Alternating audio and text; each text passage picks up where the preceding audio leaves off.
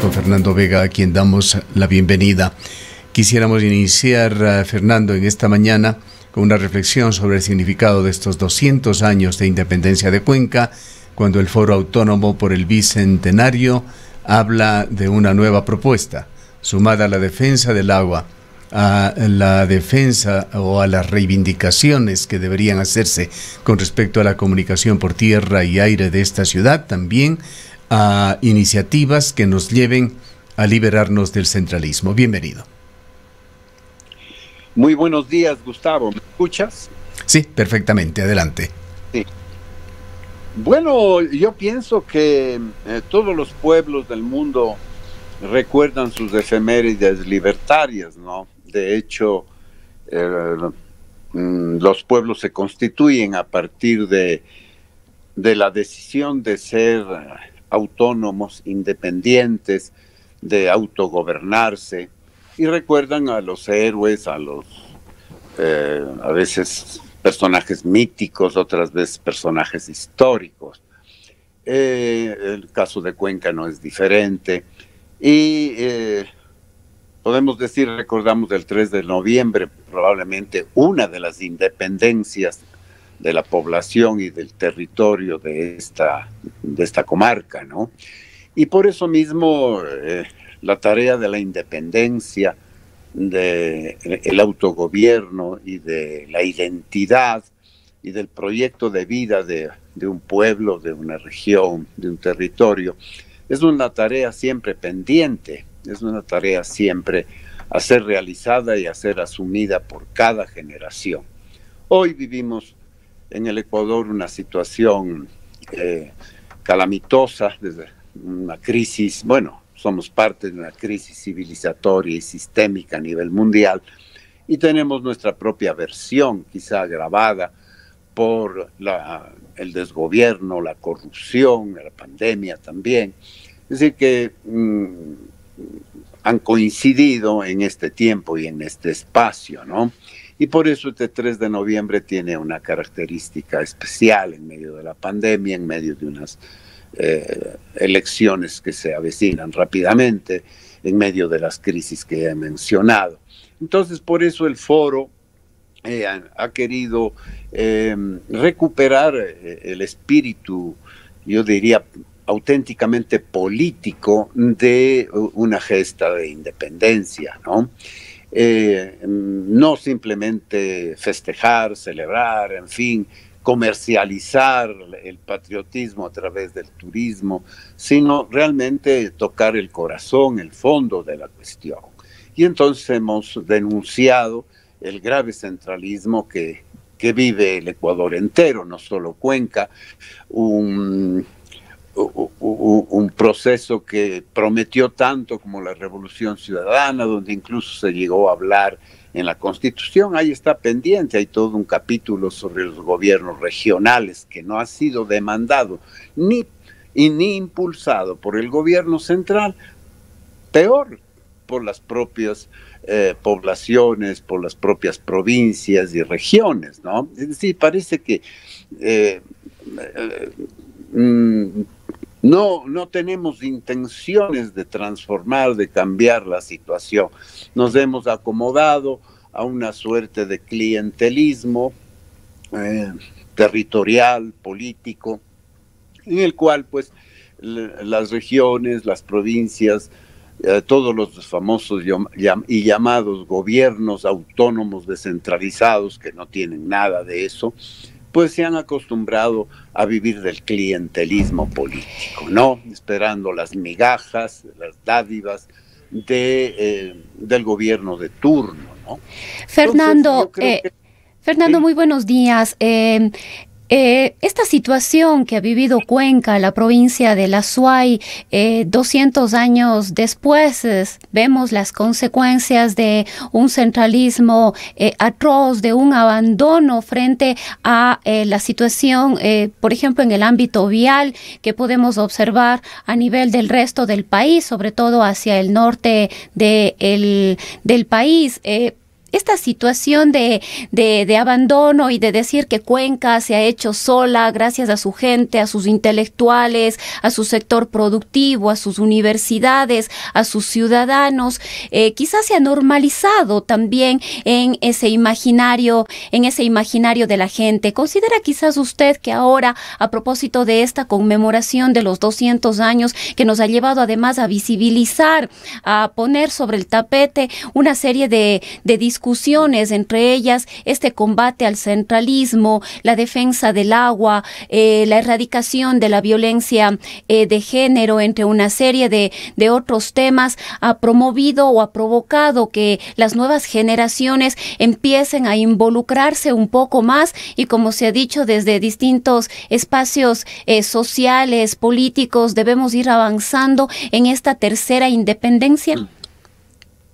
Efectivamente, yo creo que hay también responsabilidad de parte de los propios cuencanos en la situación. Como usted lo ha manifestado, este imaginario de la ciudad que se hace a sí mismo, self-made men, dicen en inglés la gente que dice que yo me he hecho a mí mismo, ¿no? Cuenca se ha hecho a sí misma en esa situación de exclusión, de marginación del eje principal del desarrollo del Ecuador, que es Quito-Guayaquil, ¿no? O esa bipolaridad centralista, ¿no? Creo que en ausencia de esa integración al territorio nacional, Cuenca efectivamente ha desarrollado una identidad propia, un camino propio, pero vemos que, bueno, en pleno siglo XXI, en la era de la globalización, Cuenca no puede seguir siendo un ombligo aislado del resto del país y del resto del mundo, ¿no? Cuenca tiene que integrarse. Yo creo que esa es la gran tarea de las nuevas generaciones. Ayer nomás conversaba con algunos compañeros que decían, bueno, ¿y cómo combatimos al centralismo y qué hacemos para, cómo es esto, cómo sustituimos el centralismo y por qué y con qué lo sustituimos? Yo creo que esa es una tarea pendiente, ¿no?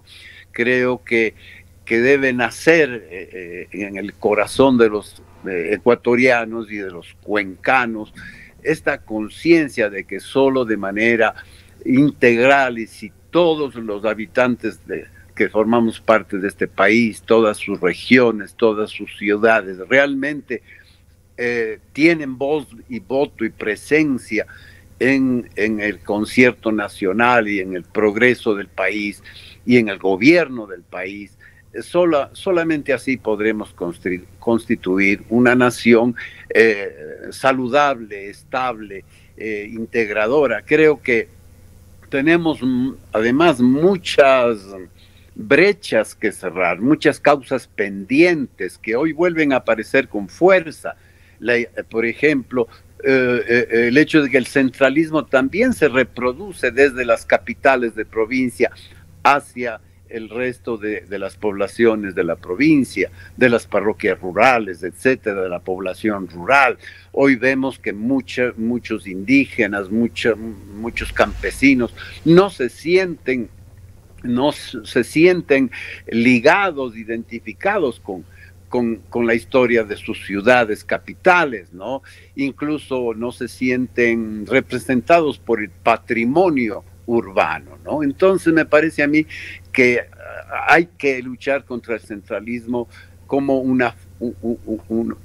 paradigma de vida, y tenemos que activarnos como ciudadanos, tenemos que tomar en nuestras manos el destino de nuestra tierra. Por ejemplo, en este tema de la minería, y yo pienso que cada cantón, cada parroquia, cada barrio debe estar en la capacidad de organizarse y decidir qué es lo que quiere para sí mismo.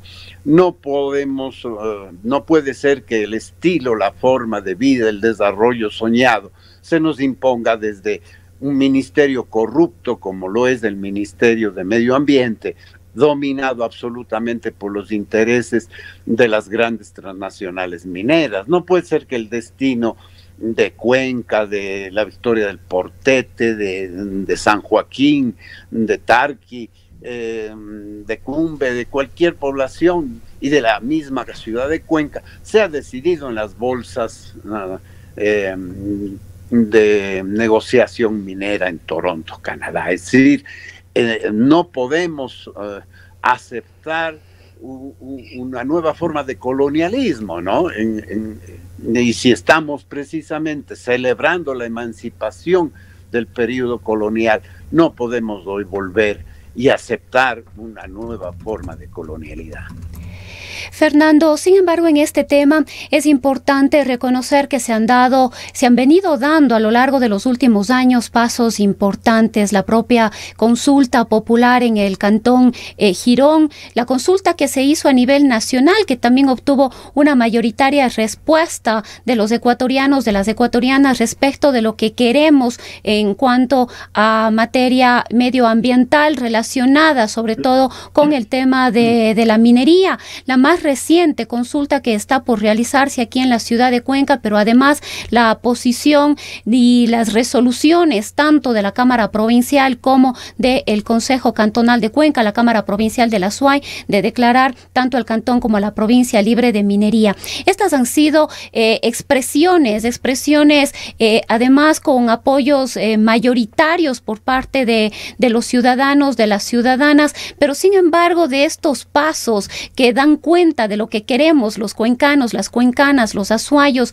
las azuayas respecto de este tema, vemos que todavía hay muchísima presión, sobre todo de los detractores de la defensa del agua, de la defensa de la vida en este tema, y todavía debemos enfrentar una serie de posiciones arbitrarias respecto de las decisiones que ya han venido tomando los ciudadanos respecto de lo que queremos en este tema. La consulta popular que debía realizarse en diciembre está sufriendo algunos impases, no va a poder realizarse en este año. La expectativa es que se realice en la primera vuelta de las elecciones del año 2021, pero dialogábamos el día de ayer con José Astudillo, quien estuvo al frente de la delegación provincial del Consejo Nacional Electoral aquí en el Azuay hace algún tiempo, y él expresaba una preocupación sobre la posibilidad de que esta consulta popular pueda ser manipulada. ¿Cuáles son las opiniones que tiene usted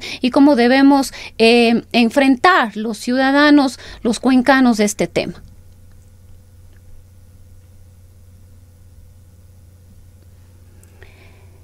Me parece que se nos quedó el audio.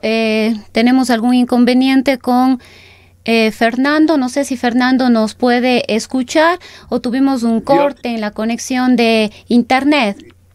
No, yo sí te escucho, yo sí les escucho. Sí, ahí estamos.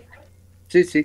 Bueno, te decía que hay varios aspectos en tu pregunta, ¿no? En primer lugar, yo cuando trabajamos y presentamos la consulta popular al municipio, pensábamos efectivamente que por las condiciones económicas que atraviesa el Ecuador, la consulta debería coincidir con la primera vuelta electoral, ¿no? Luego, Diana Tamaín nos recordó que la ley obligaría a que la consulta se haga en diciembre, y entonces se creó este problema. El propio municipio, me parece a mí, que ha dado su opinión para que la consulta se haga en el mes de febrero, ¿no? Porque hacer la parte costaría $1 millón, mientras que haciéndola en el conjunto del proceso electoral, pues no costaría mucho más que la edición de la papeleta, ¿no?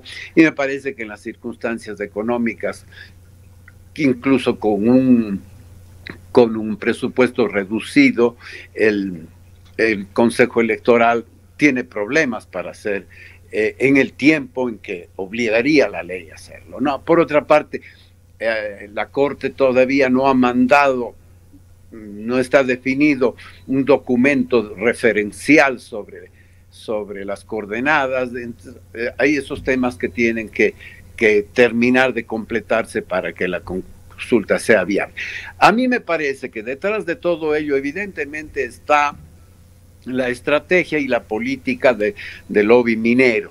El lobby minero jamás, nunca, tanto del centralismo de los gobiernos ecuatorianos y los intereses promineros, les ha interesado que los pueblos puedan ser consultados sobre el tema de la minería. Entonces, ellos estarían apostando obviamente al fracaso de la consulta. Eso tenemos que no ser ingenuos y saber que eso es posible. Que usen o no al Consejo Electoral para el asunto es más discutible. Ahora, tú te referías antes a la necesidad de que los cuencanos nos unamos en nuestras luchas, en la defensa por nuestros intereses y en la lucha contra el centralismo. Aquí hay que decir una cosa lamentable, es que todas las luchas de independencia han tenido a sus peores enemigos, no tanto en los opresores cuanto en el clientelismo y en la sumisión cómplice de los propios habitantes del territorio que quiere liberarse. Y aquí está el problema. En el Ecuador se ha instaurado el clientelismo político como forma de ejecutar el centralismo. Los líderes y las autoridades locales están agarrados por el cuello, por no decir una cosa más grosera, ¿verdad?, por parte de los gobiernos centrales, porque recibimos como limosnas lo que nos corresponde como derechos y pedimos como limosneros y de rodillas, ¿no? Y a veces pues esta especie de diplomacia de no decir, de no hablar, de no reclamar, que cuidado, ¿no? Pues eso realmente convierte al pueblo en un pueblo proclive a la esclavitud, proclive a la sumisión, proclive al abuso de los que tienen el poder. Yo creo que es necesario desarrollar en la conciencia ciudadana una conciencia de participación, de dignidad, de lucha, que no permita que sus autoridades estén a expensas de la voluntad del centralismo, porque si no, no tienen recursos. Recordemos que el tema del tranvía se consolidó en un juguete bonito que no sirve para nada, no resuelve el tránsito, ha generado un inmenso dolor a Cuenca durante casi 8 años. Fíjense usted que eso fue gracias precisamente a la sumisión clientelar de sus autoridades. Ahora parece que tiende a pasar lo mismo, ¿no? Yo sí debo reconocer que el Cabildo de Cuenca de este año pues ha sido sensible a las demandas de la ciudadanía y se ha embarcado en la consulta. Entonces, esa consulta debe ser defendida y debe ser promocionada. No estoy de acuerdo con aquellos concejales o funcionarios que declaran que el municipio no tiene que hacer propaganda. No se trata de hacer propaganda. El tema de la consulta no es cuestión de propaganda, es cuestión de información.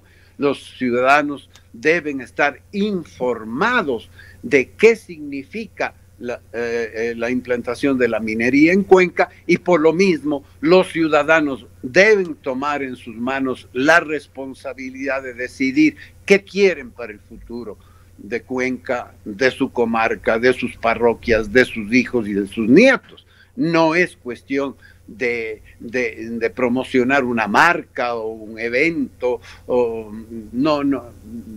un triunfo de tipo político. No, aquí se trata, o politiquero, porque político se trata de nada más y de nada menos que decidir sobre el futuro de nuestras vidas, de nuestro territorio.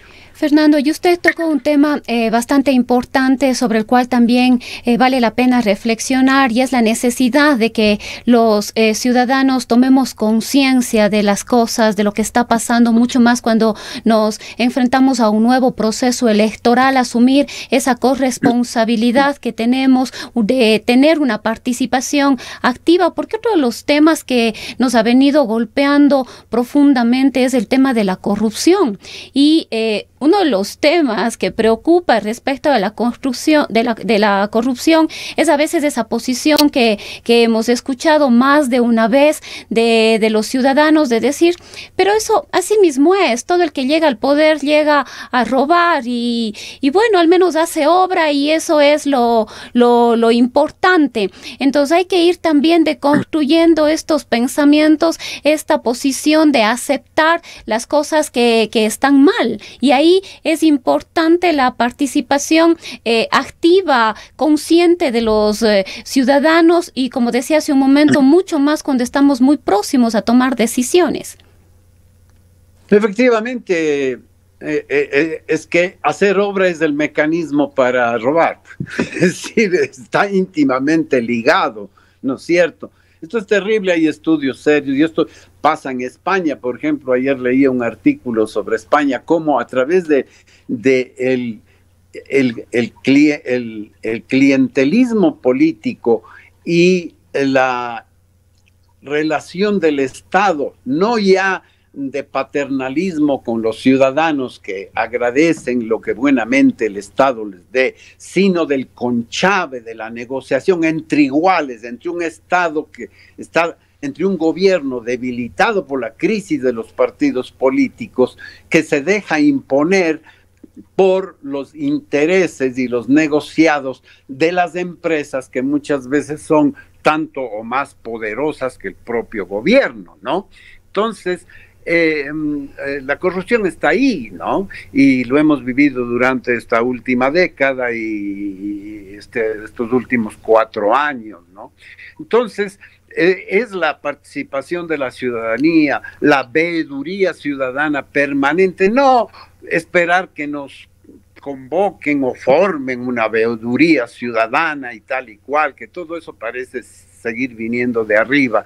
Y yo recuerdo cuando trabajé en Nabón en los planes de ordenamiento territorial, pude constatar que las personas de una comunidad le pedían cuentas al presidente de su comunidad hasta del medio saco de cemento que quedó por ahí, ¿no es cierto?